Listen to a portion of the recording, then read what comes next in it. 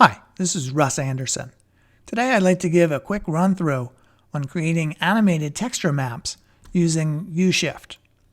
Here I've got a already solved shot, and I've gone and created a box for the upper part of this building. I'm just going to hit backslash a couple times. There's our box up there set into the scene to match up with that. So suppose I'd like to extract an animated texture for that. We'll just open up our ViewShift and we'll set an output file.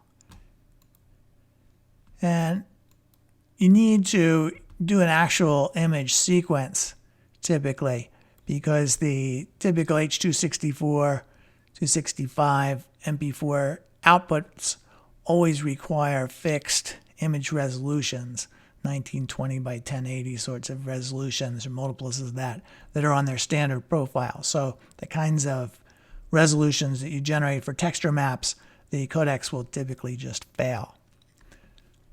Let's pick out a file name for the sequence here. And we need to select our output type to be our texture map. We have the opportunity now to change our texture map size, and you can adjust that based on what kind of UV coordinates you have, what the resolution of the input image is, and so on. But you can adjust those texture sizes here. And having done that, you can just start it up.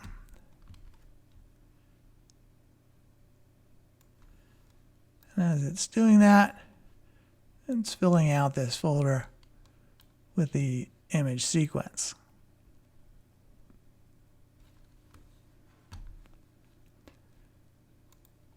So once we're done, let's just take a look at one of those. This is the kind of image you get. It's a cube mapped UV coordinates for that cube, and you're only seeing the visible faces of it. If you turned on the back faces, you'd see the textures on those too. And these other parts out here have alpha of 0. Now typically you're going to do something with these animated texture maps downstream in other applications. But it's also nice to be able to check and see what's happening inside of SynthEyes. And you can do that. Now, the normal texture control panel, just hitting T to bring that up, that lets you set up a texture map. But that only is good for a static texture map. To be able to apply that sequence, we're going to go and do a shot add shot and open up that entire sequence. So we're bringing that in to our whole RAM caching scheme inside of SynthEyes, so that we'll have that information readily available. And we can go and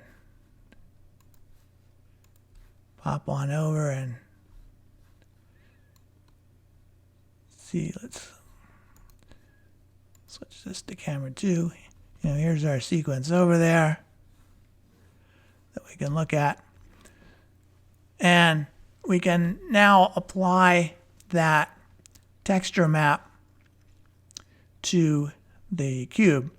And you need to do that here in the perspective view. And it's a little crucial to pay attention to what's happening and what shot is going to be applied as the texture map. For normal effects of this kind, you're just using this current displayed shot for rolling texture sorts of effects.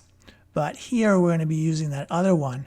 So you have two choices. You can either change this perspective view to go to the other camera, or we can just unlock the display from that camera, and now this active tracker host that's still at camera 2 will be used.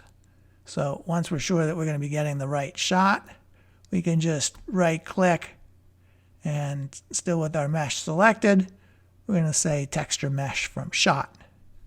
Now let's go, and I'm going to hit backslash again.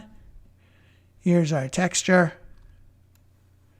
You can scrub through, and let's even just unselect there. So there's our texture map. And let's lock back up. And, looks like nothing has happened. But now we've got that animated texture map set up to be able to use in other applications. And whether that animated texture map is exported directly and automatically to downstream applications will depend a bit on the particular exporter.